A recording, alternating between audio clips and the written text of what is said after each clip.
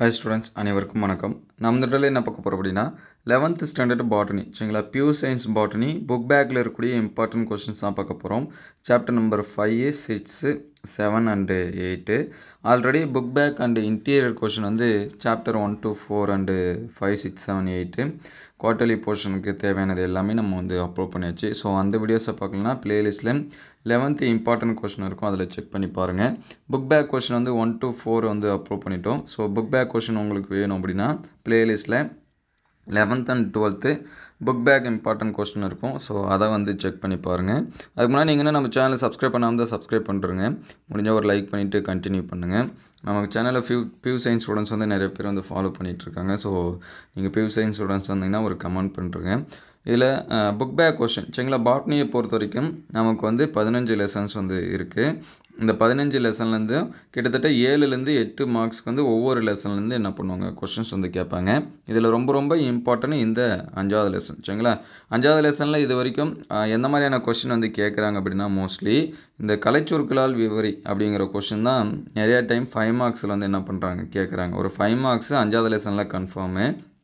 அந்த 5 மார்க்கு இது வரைக்கும் நடந்த எக்ஸாம்ஸில் மோஸ்ட்லி பார்த்திங்கன்னா இந்த கலைச்சொற்களால் விவரி கேட்டிருக்காங்க. ஒரு சில டைம் மட்டும் பார்த்திங்கன்னா இந்த லில்லியேசி சொலானேசி அதோட வேறுபாடு சரிங்களா குடும்ப தாவரங்களோட வேறுபாடு இந்த மாதிரியான கொஷின்ஸ் வந்து கேட்டிருக்காங்க. ஸோ நீங்கள் வந்து கலைச்சொற்களால் விவரி ஃபஸ்ட்டு வந்து எல்லாத்துக்குமே படிக்க ட்ரை பண்ணுங்கள். அப்படி எல்லாமே முடியல அப்படின்னா புக் பேக்கில் இருக்கிறதையாவது ஃபஸ்ட்டு நீங்கள் வந்து என்ன பண்ணுறணும் படிச்சிடணும் சரிங்களா. நமக்கு வந்து புக் பேக் கொஷின் வந்து நம்பர் ஆஃப் கொஷின் வந்து கம்மி தான். எல்லா சாப்டர்லையும் பார்த்தீங்கன்னா 5லேருந்து 6 இந்த மாதிரி தான் இருக்குது. ஸோ புக் பேக்கை ஃபஸ்ட்டு நீங்கள் படிச்சுட்டு அதுக்கடுத்து புக்கு இன்சைடில் இருக்கக்கூடிய கொஷினை நீங்கள் வந்து தாராளமாக என்ன பண்ணலாம் படிக்கலாம். அதுவும் நம்ம லெசன் வைஸாக ஒரு மினிமம் ஒரு 10 கொஷின்ஸ் வந்து கொடுத்துருக்கோம் சரிங்களா. அந்த கொஷினாவது நீங்கள் மினிமம் கட்டாயமாக படித்து தான் ஆகணும். அதையும் நான் படிக்கல அப்படின்னா உங்கள் கொஷின் சரிங்களா நீங்கள் வந்து ஈஸியாக ஃபுல் மார்க்ஸ் வந்து ஸ்கோர் பண்ணலாம். நிறைய ஸ்டூடெண்ட்ஸ் வந்து எக்ஸாம் முடிஞ்ச பிறகு கமெண்ட் பண்ணியிருக்காங்க 90 எடுத்தேன் 80 எடுத்தேன் இந்த மாதிரிலாம் சொல்லியிருக்காங்க. 90க்கு மேலேயுமே ஒரு சில ஸ்டூடெண்ட்ஸ் சொல்லியிருக்காங்க பியூர் சயின்ஸில் சரிங்களா. அதனால் பியூர் சயின்ஸில் ஃபுல் மார்க்ஸ் எடுக்க முடியாது அப்படின்னு சொல்லிட்டு இருக்காதிங்க. பியூர் சயின்ஸில் ஈஸியாக ஃபுல் மார்க்ஸ் வந்து எடுக்கலாம் பயாலஜியோட கம்பேர் பண்ணும்போது. அதில் ஃபஸ்ட்டு இந்த கலைச்சொற்களால் விவரி கிளைட்டோரியட் எல்லாம் நிறைய டைம் கேட்டிருக்காங்க. ஸோ ஃபஸ்ட்டு கொஸ்டினாக இந்த கொஸ்டினை படிச்சிருங்க. செகண்டரியாக பார்த்தீங்க அப்படின்னா மியூசா பாரடிசேக்கா கலைச்சொற்களால் விவரி சரிங்களா இதுவும் வந்து படிச்சுருங்க. ஏன்னா மியூசா வந்து நமக்கு வந்து அந்த ப்ராக்டிக்கல் டைமில் கேட்க மாட்டாங்க. இந்த இதில் எக்ஸாம்ஸில் வந்து என்ன பண்ணலாம் கேட்கலாம். அதுக்கடுத்து பார்த்திங்க அப்படின்னா உயிரிய பன்மகை பாதுகாப்பில் பொட்டானிக்கல் கார்டன் அந்த நேஷ்னல் 5வது கொஸ்டினை வந்து என்ன பண்ணுறங்க படிச்சுருங்க. அதுக்கடுத்து யூஎஃபிஎஸ்சி குடும்பத்தின் ஏதேனும் 5 பொருளாதார முக்கியத்துவம் சரிங்களா இந்த 7வது கொஸ்டினை வந்து என்ன பண்ணுறங்க படிச்சுருங்க. அதற்கப்புறமா பார்த்தீங்க அப்படின்னா இந்த 6, 8 ஃபஸ்ட்டு ப்ரைமரியாக இந்த 4 கொஸ்டினை படிச்சுருங்க. அதுக்கடுத்து 6வது கொஸ்டினும் 8வது கொஸ்டினும் படிச்சுருங்க. ஏன்னா இதில் இருக்கிறதே மொத்தமாகவே 5 கொஸ்டின் தான் சரிங்களா. நான் அந்த 5 கொஸ்டினும் படிக்க மாட்டேன் அப்படின்னு சொல்லி சொல்லாதீங்க. இந்த 5லுமே ஃபஸ்ட்டு படிச்சுருங்க. அதுக்கடுத்து பார்த்திங்கன்னா இந்த டாட்ராமெட்டல் ப்ளஸ்ஸு வந்து அப்போசினேசி நமக்கு கேத்ராந்தஸ் ரோசியஸ் இருக்குது பார்த்தீங்களா. இது ரெண்டும் ஃப்ளோரல் டயக்ராம் ஒரே மாதிரி தான் இருக்கும் சரிங்களா. டாட்ராமெட்டலுக்கும் ப்ளஸ் வந்து கேத்ராந்தஸ் ரோசியஸுக்கும் ஃப்ளோரல் டயக்ராம் ஒரே மாதிரியாக இருக்கும்.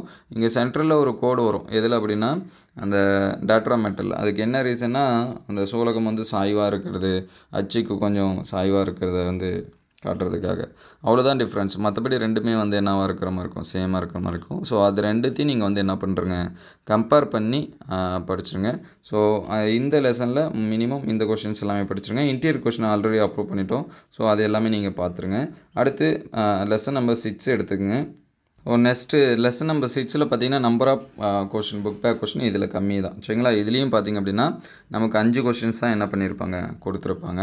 ஸோ எல்லாமே நீங்கள் வந்து படிச்சிடலாம் ஈஸியாக. இந்த தாவர செல் வந்து 5 மார்க் கொஷினில் நம்ம கேட்டிருக்காங்க. தாவர செல்லின் படம் அறிந்து பாவம் குறி அப்படிங்கிற கொஷினை. ஸோ ஃபஸ்ட்டு இந்த கொஷினை படிச்சிருங்க. செகண்டரியாக 9, 8 சரிங்களா தாவர செல்லுக்கும் விலங்கு செல்லுக்கும் உள்ள வேறுபாடு ப்ரோகேரட்டிக்கும் யூகேரட்டிக்கும் உள்ள வேறுபாடு சரிங்களா. இந்த 3 கொஷினை ப்ரைமரியாக படிச்சிருங்க. அதுக்கடுத்து செகண்டரியாக இந்த 6வது கொஷின் 7வது கொஷின் சரிங்களா 5 கொஷின்ஸ் தான் இதில் இருக்குது. இதில் எந்த மாதிரியான கொஷின்ஸ் வந்து கேட்பாங்க அப்படின்னு சொல்லி பார்த்தீங்கன்னா நமக்கு வந்து படம் மறைந்து பாவம் குறி கொஷின் வந்து கேட்கலாம். மைட்டோகாண்ட்ரியா இருக்குது, குளோரோபிளாஸ்ட் இருக்குது, அதுக்கடுத்து பார்த்தீங்கன்னா கோல்கை உறுப்பு இருக்குது, குரோமோசோம் இருக்குது சரிங்களா. டைப்ஸ் ஆஃப் குரோமோசோம் நமக்கு வந்து என்ன பண்ணலாம் கேட்கலாம். அதுக்கடுத்து செல் சுவர். இதில் கொஷின் வந்து மோஸ்ட்லி பார்த்தீங்கன்னா அமைப்பு அதோட பணிகள் அப்படி தான் கொஷின்ஸ் வந்து வரும். 1 மார்க்ஸில் பார்த்தீங்கன்னா அதோட நேமிங் என்னாச்சும் என்ன பண்ணுவாங்க கேட்பாங்க. அதனால் படிக்கிறப்ப செல் சுவரின் பணிகள் முட்கருவின் பணிகள், மைட்டோகாண்ட்ரியா பணிகள், பசுங்கணித்தின் பணிகள் எங்கெல்லாம் இருக்கோ அதெல்லாமே படிச்சுருங்க. ப்ளஸ் வந்து படம் வரைந்து பாவம் குறி இதில் இருக்கக்கூடிய டயக்ராம் எல்லாமே வரைஞ்சி பார்த்துருங்க. தாவர செல் மட்டும் வரையாதீங்க. Mitochondria, chloroplast, Golgi apparatus, chromosome, இதோட டயக்ராம், நியூக்ளியஸ், இதோட டயக்ராம் எல்லாமே என்ன பண்ணுறங்க வரைஞ்சி பார்த்துருங்க. 6th லெசனில் இந்த கொஷின்ஸ் எல்லாமே பாருங்கள். இன்டீரியர் கொஷினும் ஆல்ரெடி நம்ம வந்து அப்ரூவ் பண்ணியிருக்கோம். ஸோ அந்த கொஷினை பார்த்து படிச்சுருங்க. அடுத்து சாப்டர் நம்பர் வந்து 7 எடுத்துக்கங்க. ஸோ நெக்ஸ்ட்டு சாப்டர் நம்பர் 7 இதில் பார்த்தீங்கன்னா புக் பேக் கொஷின் வந்து நமக்கும் இதுலேயும் வந்து என்னவாக தான் இருக்கும் அப்படின்னா 5 கொஷின்ஸ் இந்த மாதிரி தான் இருக்கும். சரிங்களா, எல்லாமே 5 கொஷின் தான். ஸோ ஃபஸ்ட்டு புக் பேக்கில் இருக்கிறத படிச்சுருங்க. இதில் பார்த்தீங்கன்னா மைட்டாசிஸ் மியாசிஸ்க்கு உள்ள வேறுபாடு படிச்சுருங்க. சரிங்களா, ஃபஸ்ட்டு கொஷினாக இந்த 11வது கொஷின் வந்து படிச்சுருங்க. 11 படிச்சுருங்க. அதுக்கடுத்து செகண்டரியாக பார்த்தீங்க அப்படின்னா இந்த G0 நிலை. சரிங்களா, 12வது கொஷின் வந்து என்ன பண்ணுங்கள் படிங்க. G0 நிலை அப்படிங்கிறது செகண்டரியாக படிங்க. ஃபஸ்ட்டு வந்து 11, ரெண்டாவது வந்து 12 கொஷின்ஸ் வந்து படிச்சுருங்க. மூணாவது பார்த்தீங்க அப்படின்னா சிக்னிஃபிகன்ஸ் ஆஃப் மைட்டாசிஸ். சரிங்களா, இந்த 3 கொஷினை ஃபஸ்ட்டு ப்ரைமரியாக படிச்சுருங்க. அதுக்கடுத்து செகண்டரியாக டிஃப்ரென்ஸு சைட்டோகைனசிஸ் பிளான்ட் செல் 13, 14 இது வந்து என்ன பண்ணுங்கள் செகண்டரியாக படிங்க. இந்த லெசனை பொறுத்த வரைக்கும் கொஷின்ஸ் வந்து எப்படி கேட்பாங்கன்னா இந்த மைட்டாசிஸ்னா என்ன, மியாசிஸ்னா என்ன, மைட்டாசிஸ்க்கும் மியாசிஸ்க்கும் உள்ள வேறுபாடு, மைட்டாசிஸ் செல் பகுப்பை விவரி, மியாசிஸ் செல் பகுப்பை விவரி அப்படின்னு சொல்லி கேட்கலாம். இன்டீரியர் கொஷின் ஆல்ரெடி சொல்லியிருக்கோம். இன்டீரியர் பார்த்தீங்கன்னா கிராசிங் ஓவர், அதாவது குறுக்கே கலத்தல், இந்த மாதிரியான கொஷின்ஸ் தான் இருக்குது. அதுக்கடுத்து இதில் வந்து முக்கியத்துவம் கொஷின் வந்து என்ன பண்ணுவாங்க கண்டிப்பாக கேட்பாங்க. ஸோ அதே எல்லாமே படித்தோங்க. 7th லெசன் வந்து ரொம்ப ரொம்ப சின்ன லெசன். சரிங்களா, அதனால் அந்த லெசனை கண்டிப்பாக படித்தோங்க. அதுக்கடுத்து சாப்டர் நம்பர் 8 எடுத்துங்க.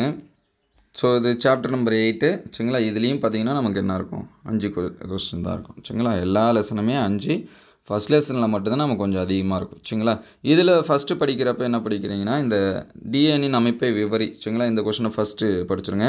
அதுக்கடுத்து செகண்டரியாக பார்த்தீங்கன்னா ஆர்என் வகை, அதுக்கடுத்து நீரின் பண்புகள். சரிங்களா, ஆர்என்ஏன் வகை, அதுக்கடுத்து ப்ராப்பர்ட்டிஸ் ஆஃப் வாட்டர் இதை படிச்சுருங்க. அதுக்கடுத்து செகண்டரியாக பார்த்தீங்கன்னா இந்த 6வது கொஸ்டின் 7வது கொஸ்டின் இது எல்லாமே படிச்சுருங்க. சரிங்களா, இது எல்லாமே படிச்சுட்டு இதில் நமக்கு வந்து அந்த புரதத்தின் அமைப்பு, அந்த கார்போஹைட்ரேட்டோட கிளாசிஃபிகேஷன் இந்த மாதிரி தான் கொடுத்துருப்பாங்க. மோஸ்ட்லி எக்ஸ்பெக்டட் கொஷினாக பார்த்தீங்கன்னா டிஎன்ஏவோட ஸ்ட்ரக்சர் தான் நிறைய டைம் என்ன பண்ணிகிட்ருக்காங்க கேட்டுட்ருக்காங்க. ஸோ டிஎன்ஏ அமைப்பை விவரி அப்படிங்கிற கொஷினை படிச்சுருங்க. ஆர்என்ஏன் வகைகள் அப்படிங்கிற கொஷினை படிச்சுருங்க. இந்த லெசனுக்கும் நமக்கு இன்டீரியர் கொஷின் வந்து அப்ரூவ் பண்ணியிருக்கோம். ஸோ அந்த கொஷின்ஸை படித்து பார்த்துருங்க. ஒரு 10 கொஷினுக்கு நம்ம வந்து என்ன பண்ணியிருக்கோம் சொல்லியிருக்கோம். இதெல்லாமே பார்த்துட்டிங்கனாலே உங்களுக்கு வந்து ஓவராக இருக்கும். சரிங்களா, நம்ம ஃபஸ்ட்டு பண்ண வேண்டியது என்ன அப்படின்னா புக் பேக்கில் இருக்கக்கூடிய கொஷினை படிக்க வேண்டியது தான். ஏன்னா இதில் புக் பேக்கில் ரொம்ப ரொம்ப கம்மியாக தான் கொடுத்துருப்பாங்க. இன்டீரியர் கொஸ்டின் 5 கொஸ்டின் வந்து 5 கொஸ்டின் கேட்குறாங்க 2 மார்க்ஸில். சரிங்களா, 5ல் 3 புக் பேக்கு, 2 வந்து என்னவாக இருக்கும் இன்டீரியர் கொஸ்டினாக இருக்கும். நமக்கு வந்து 7 அல்லது 8 கொஸ்டின் வந்து பார்த்திங்கன்னா 9 கொஸ்டின் பார்த்திங்கன்னா நமக்கு வந்து 2 மார்க்ஸில் கேட்பாங்க. 9 கொஸ்டின் வந்து 3 மார்க்ஸில் கேட்பாங்க. அப்போ 6 கொஸ்டின் புக் பேக்காக இருக்கும், 3 கொஸ்டின் வந்து என்னது இன்டீரியராக இருக்கும், அல்லது 2 வந்து இன்சைட் கொஸ்டினாக இருக்கும். ஸோ அதனால் 90% புக் பேக் கொஸ்டின் தான் நமக்கு வந்து கேட்பாங்க. ஸோ இந்த புக் பேக்கில் இருக்கிறத ஃபஸ்ட்டு வந்து என்ன பண்ணுறங்க கம்ப்ளீட் பண்ணுறங்க. அதுக்கடுத்து செகண்டரியாக இன்டீரியர் கொஸ்டின்ஸ் இதெல்லாமே பார்க்கலாம். இந்த கொஸ்டின்ஸ் எல்லாமே உங்களுக்கு எந்தளவுக்கு ஹெல்ப்ஃபுல்லாக இருக்குது அப்படின்னு சொல்லிட்டு கமெண்ட் பண்ணுங்கள். அடுத்தடுத்த வீடியோவில் குவார்ட்டர்லி எக்ஸாம்ஸ்க்கான கொஸ்டின் இதெல்லாமே பார்க்கலாம். சரிங்களா, இது வந்து குவார்ட்டர்லி போர்ஷனுக்கு மட்டும் இல்லை, பப்ளிக் எக்ஸாம் எல்லா எக்ஸாமுக்கும் நீங்கள் இந்த பேட்டர்னை யூஸ் பண்ணி என்ன பண்ணிக்க படிச்சுங்க. ஸோ தேங்க்யூ ஃபார் வாட்சிங்.